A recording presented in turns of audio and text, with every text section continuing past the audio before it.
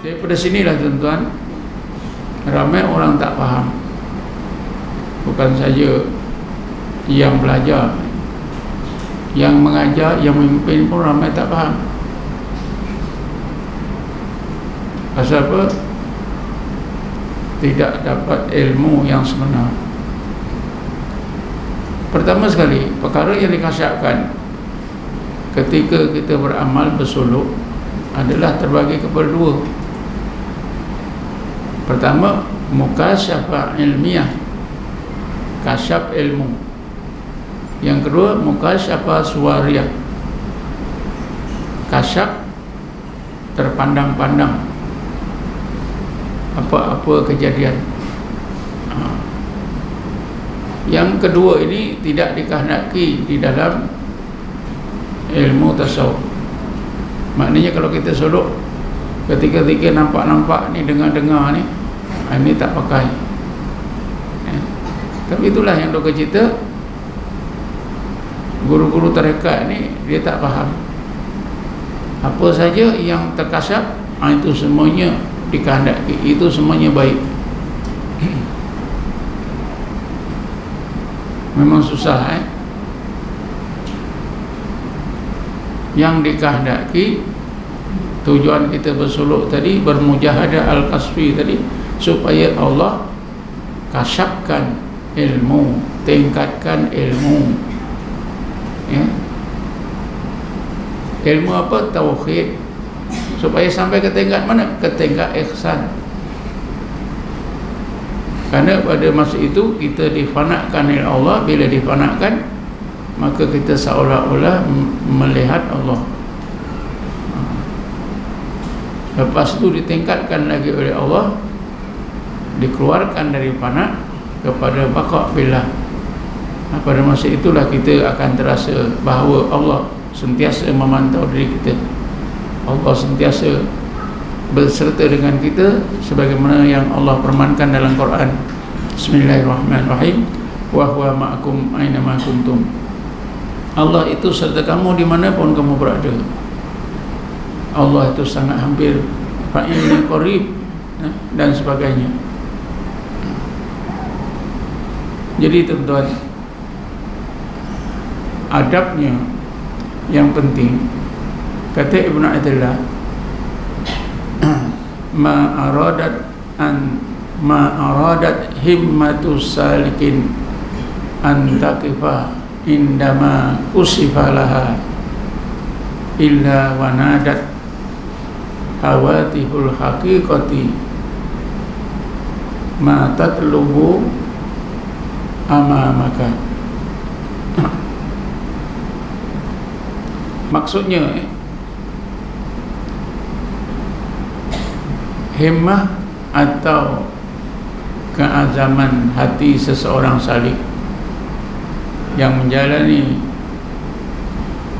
mujahadah al-kasbi wal i'tilaf, atau lebih senang lagi yang sedang bersuluk. Himmah seseorang salik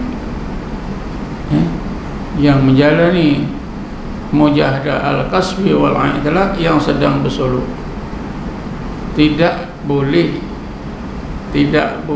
berhenti. Antakifa, himmah dia tu tak boleh berhenti. Keazaman, kehendak hati tak boleh berhenti.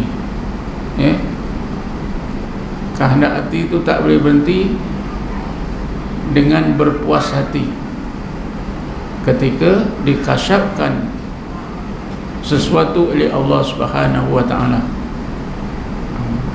Katalah disampaikan oleh Allah seperti yang disebut dalam hadis Nabi, anta budallah ka'annaka tarahu. Kita terasa wujudnya Allah, bukan melihat, terasa. Itu terkasyaf maknanya. Jadi adabnya, adab seorang salib, dia tak boleh tak boleh, oh aku dah sampai, perjalanan aku dah tamat dah. Tapi hendaklah kita kata dalam hati kita itu, hendaklah kita katakan apa yang aku cari sebenarnya masih jauh di depan, entah di mana. Tuan-tuan faham tidak itulah kan orang yang sedang bersuluk ni berzikir macam-macam, itu mukasyafah yang betul, mukasyafah ilmiah. Kalau mukasyafah suaria, memanglah tak diperlukan, tak boleh nak dicita-citakan. Mukasyafah suaria ni misalnya yang selalu dialami, bila dia zikir, dia zikir, dia nampak masjid, nampak masjid cantik, satu kawasan yang di mana tak tahu. Lalu dia rasa pergi ke masjid itu, dia rasa semayang, dia tengok ramai orang pakai jubah. Lepas tu akhir sekali ada seorang yang pakai jubah itu, dia rasa Rasulullah. Lepas tu hilang pengalaman tu. Ini namakan apa? Mukasyafah suwariyah. Ini tidak dikehendaki. Adab seorang yang bersolok, kalau nampak seperti ini, pengalaman seperti ini, hendaklah ditolak, dan hendaklah dia terus bermunajat di dalam hati dengan mengatakan, dengan menyebut, Ilahi anta maksudi wa ridhaka matlubi. Ya Allah, yang aku mau engkau dan keridhaanmu, tapi engkau datangkan rupa-rupa gambaran-gambaran seperti ini. Ya Allah, kau tolonglah jauhkan. Yang aku mau engkau dan keridhaanmu. Macam-macam pengalaman orang yang bersolok ni, macam-macam yang dinampak, yang dilihat, yang dirasa, yang didengar. Selain daripada ilmu, semuanya tak dipakai. Jadi mukasyafah ilmiah iaitu terkasyafnya ilmu, macam yang Nabi sebut ni. Kita belajar bahawa Tuhan kita Allah, zat Allah itu wajib al-wujud. Zat Allah itu laisa kamitslihi syai'un, tak ada sesuatu yang serupa dengannya, tak boleh dikenal, tak boleh dibanding. Lalu bila kita zikir tadi, kata Nabi, seolah-olah macam nampak Allah. Apa makna seolah-olah nampak Allah ni?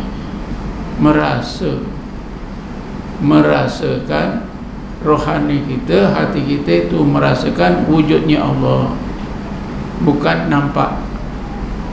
Perkataan seolah-olah itu menunjukkan bukan nampak dengan mata hati, bukan nampak dengan mata kepala, tetapi dirasakan wujudnya Allah Subhanahu wa ta'ala. Inilah salah satu contoh mukasyafah ilmiah.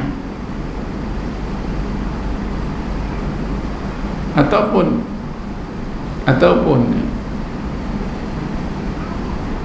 kita ni bila bersolok rasa banyak dosa. Ya Allah, aku tenggelam dalam lautan dosa. Dosaku terlalu banyak, ya Allah. Yang kecil, yang besar, yang zahir, yang batin, yang lepas, yang akan datang, yang aku tahu, yang aku tak tahu, yang sengaja, yang tak sengaja. Engkau saja ya Allah yang mengetahui bagaimana besarnya, bagaimana banyaknya dosaku. Ya Allah, ampunkanlah ya Allah. Tiba-tiba bila kita berzikir, katalah kita insaf betul, lalu kita merasakan dosa-dosa kita tadi betul-betul. Setengahnya boleh nampak semula, tertayang semua dosa-dosa yang dilakukan. Menangis-nangislah, lalulah betul-betul hatinya bertobat kepada Allah. Jadi taubat, kemahuan taubat semasa itu datangnya daripada Allah Subhanahu wa ta'ala. bulat artinya nak taubat, tak mau buat dosa. Ini pun salah satu mukasyafah ilmiah. Lalu kita pegang betul-betul kemahuan kita, aku nak taubat. Dan kita bila dapat taubat daripada Allah ni, kita tidak boleh berpuas hati, oh aku dah sampai dah, aku dah taubat, aku dah terima oleh Allah,